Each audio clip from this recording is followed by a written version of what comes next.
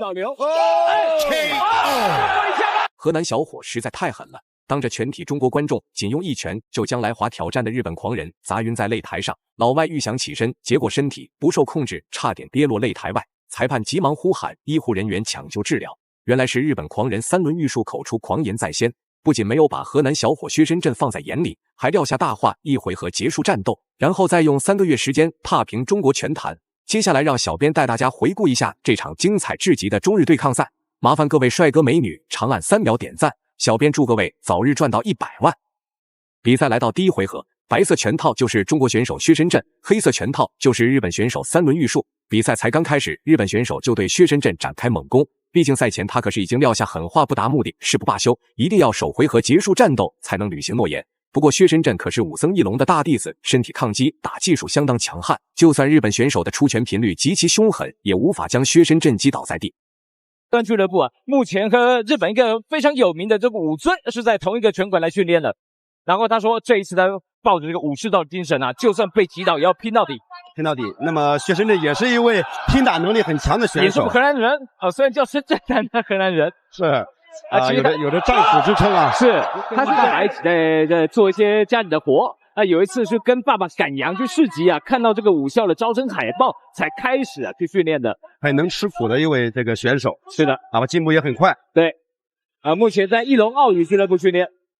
是，一上来这种比赛的这种节奏哈，是非常快，频率非常高。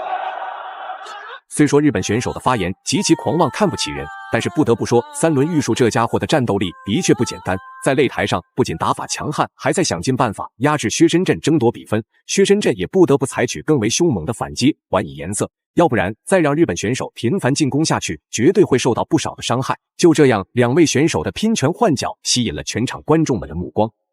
所有选手都比他高的。所以他必须要跳起来，用超人拳啦，用跳膝来争取他的高度啊！待会儿会把它使出来。是在身高上他是没有优势的，其实，那么他也一直在找这种突破，对啊，找这种优势啊，基础比较多，一上来啊，对，那他拿手好戏还没出来，他的前脚的一个扫击非常的快，争取那个距离是。一个后扫击是。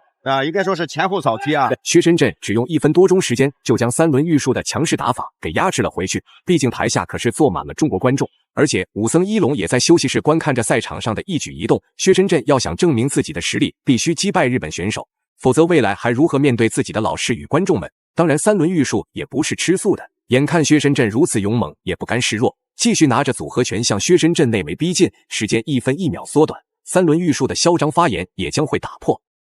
砍击杀伤力也很大，对。那么两位选手的技术特点还很像啊，3拳1腿，是，包括这种都是打这种中近距离，两个人都不退，都顶着头在打。对。那今天三轮玉树打的是比较重击，其实他如果打快速的话，左右连拳是相当的快，跟机关枪一样。对，可以说是又快又重啊。对。然后三轮玉树他有个短板，是他头部的抗击打能力有点问题。就很容易被击倒，是啊。比赛来到第2回合，大家都知道，中国人自古以来都与日本人有着不可磨灭的仇恨，尤其是中国选手们与日本选手对峙，更是压力倍增。一方面，自己要取得比赛胜利才是最终结果，要不然则会遭受观众们无休止的诋毁与谩骂。薛深圳今天的比赛可是顶着前所未有的压力，一旦让日本选手三轮玉树拿下比赛胜利，未来自己的职业生涯都会遭受一些影响。的那种抗击打可能是他的薄弱地方，头部对。那么这个薛深圳也一直在找这种重击啊，是重击的机会啊，又这个板拳是的。有些选手啊，他已经受伤太多次，可以他变成多离架习惯性的，对，习惯性的被击倒。好，两边击负。说到这个击负啊，其实有水平的勾的，也有斜上勾的，对，那洪翔你比较喜欢这个水平的还是斜上的？我喜欢比较水平的，水平的，这样可以发很重的力啊。是。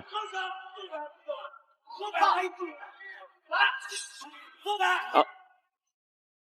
三轮玉树这家伙不仅打法火爆，身体也比较抗揍。从比赛开始到现在，已经不知道吃到多少重拳命中。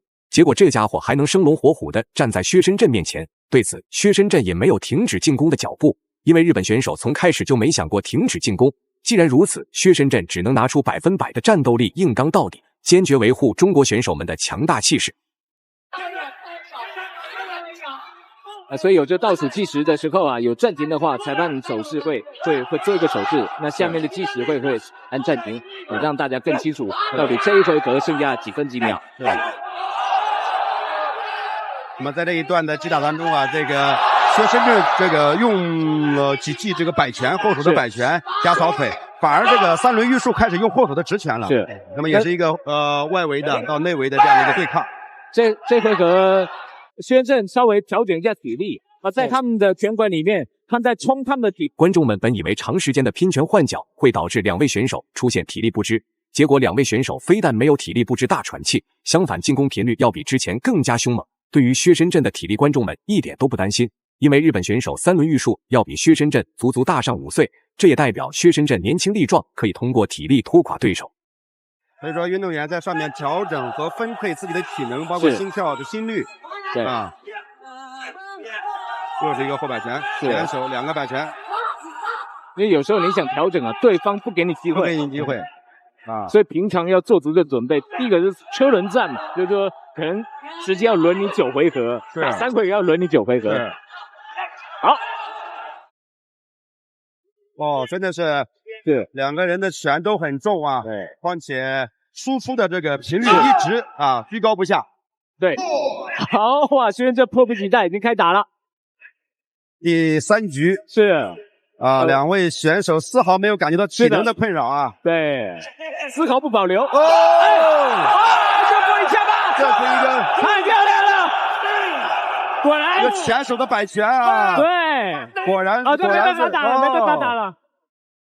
这个就是柏林下方的缺点哦。最后公布比赛结果，薛深圳实至名归，赢下了比赛最终胜利。大家认为薛深圳本场比赛表现如何呢？欢迎在评论区留言讨论，我们下期再见。